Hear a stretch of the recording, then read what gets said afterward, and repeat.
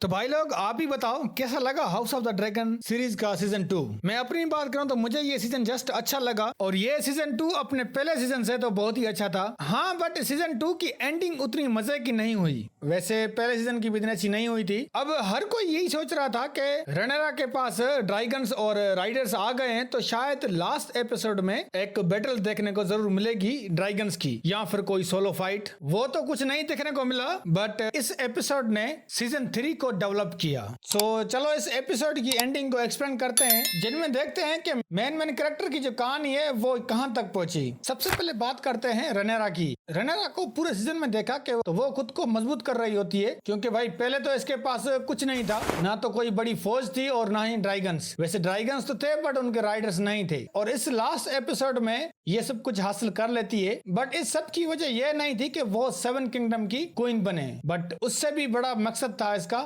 Aemond को और उसके ड्रैगन्स को मारना, क्योंकि भाई एमंड ने ही उसके बेटे को मारा था और मुझे लगता है कि यही मेन मकसद है रनेरा का। और लास्ट एपिसोड में भी देखा कि वो बात ये एलिसेंट को भी कहती है कि वो मरेंगे, मतलब कि एगोन भी मरेगा और एमंड भी मरेगा। अब वो ये इसलिए कहती है क्योंकि जब तक वो नहीं मरेंगे तब तक वो क्वीन नहीं बनेगी। वैसे यहाँ पर रनेरा के इरादे थोड़े चेंज हो जाते हैं क्योंकि भाई रनेरा को एक तो इसके ड्रैगन्स राइडर्स मिल जाते हैं, मतलब ड्रैगन्स की फौज, और इसके पास पावर्स भी आ जाती है जिसके नशे में ये आकर तबाही ला रही है। और वो ये खुद भी कहती है क्योंकि भाई अब रनेरा चुप नहीं बैठने वाली और ये जल्द से जल्द अब हमला करेगी और जितनी जल्दी हो सके उतनी जल्दी ये किंग्स लैंडिंग को फतेह करेगी। वेल तो भाई वो जब सीजन 3 आएगा तो देख ही लेंगे कि आगे क्या होता है। और हम बात करें अगर ग्रीन टीम की तो उन्होंने ये जंग शुरू की थी बट अब ये खत्म नहीं कर पा रहे हैं, जिसमें है एलिसेंट और उसका बाप हाई टावर। एलिसेंट अपने बेटे एगोन को आयरन थ्रोन पर बिठाया जल्दबाजी में और फिर एगोन ने ओटो हाई टावर को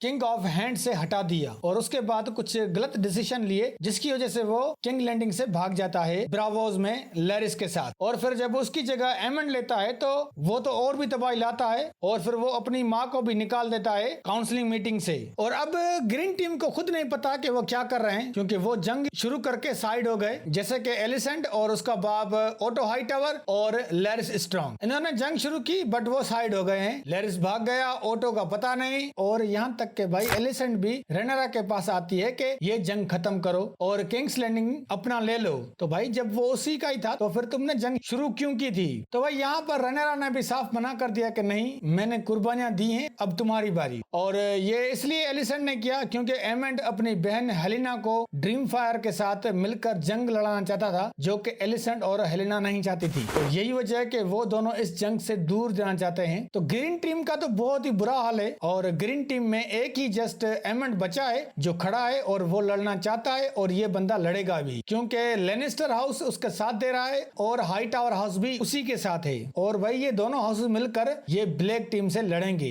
वैसे ग्रीन टीम अभी भी कमजोर नहीं है, मजबूत है। सीजन 3 में देख ही लेना, समझ जाओगे। और हम बात करें अगर डेमन की तो देखो उसको फाइनली जवाब मिल गया कि उसको क्या करना है और वो अपनी वाइफ रनेरा का साथ देता है क्योंकि उसने सारा का सारा फ्यूचर देखा है जिसमें व्हाइट वॉकर और डेनेरियस टारगेरियन और उसका एंड तक क्या हुआ, मतलब कि गेम ऑफ थ्रोन का जो इवेंट हुआ था वो सब कुछ डेमन ने देख लिया है। और फिर रनेरा से जब मिलता है तो वो उसको यही बोलता है कि विंटर इज कमिंग, मतलब कि कुछ बहुत ही बुरा होने वाला है। ये जंग सिर्फ शुरुआत है, आगे इससे भी बुरा होगा और उसके आगे हम टिक नहीं पाएंगे और हमें एक होना होगा और लड़ना होगा। और यही वजह है कि उसके पास कोई चॉइस नहीं बचती, तभी वो रनेरा का साथ देता है। वैसे डेमन के माइंड में कभी भी ऐसा ख्याल नहीं था कि वो रनेरा को धोखा दे, बट वो हमेशा से यही चाहता था कि वो किंग बने। बट जब उसे हेरनहॉल के विजन दिखने को मिले तो वो सब कुछ समझ गया कि ये एम्बिशियस जो है वो इसको ले डूबेगी। और फिर जो लास्ट वाला जो इसने विजन दिखा और इसमें जो फ्यूचर देखा तो इसको बात समझ में आ गई कि इसे क्या करना है। वैसे बाकी डेमन को सारे सीजन में यही दिखाया गया कि कैसे रेवललैंड्स के लॉर्ड्स को इकट्ठा करता है और हेरनहॉल में रात को भटकता रहता है और उसके विजन दिखाई देते हैं। इस वीडियो में बताया है कि इनका क्या मतलब है और अगर आप देखना चाहते हो तो आप देख सकते हो कि हेरनहॉल में डेमन्स को ये विजन्स क्यों दिखाई दे रहे हैं और इनका क्या मतलब है। और एपिसोड के लास्ट में कुछ अलग अलग ग्लिम्स दिखाई देती हैं जिसमें हम देखते हैं कि रहीना को वो ड्रैगन मिलता है जिसको वो ढूंढ रही थी और मैं ये आपको पहले ही बता रहा हूँ कि वो ड्रैगन शिप स्टीलर है। अगर वो शिप स्टीलर ड्रैगन नहीं है तो वो एक वाइल्ड ड्रैगन है, तो शायद फिर रहीना उसकी राइडर बने, क्योंकि शिप स्टीलर ड्रैगन की राइडर रहीना नहीं थी, एक बास्टर्ड नेटल्स लड़की थी। देन फिर देखते हैं टाइलैंड अपनी फौज ले आता है स्टेप स्टोन के करीब, और इसकी कुछ हमने ग्लिम्स भी देखी थी इसके ट्रेलर में, बट वो इस सीजन में नहीं दिखाया। ऑटो हाई टावर भी दिखता है लास्ट में, अब ये कहीं छुपा हुआ है बट पता नहीं कहां पर। और डायरन टारिगेरियन अपने ड्रैगन के साथ नजर आता है, ग्रीन फौज के साथ, और इन सब का मतलब यही है कि आगे सब की सब बैटल्स होंगी। लास्ट में जितने भी ग्लिम्स दिखाई दे रहे हैं ये एक हिंट दे रहे हैं कि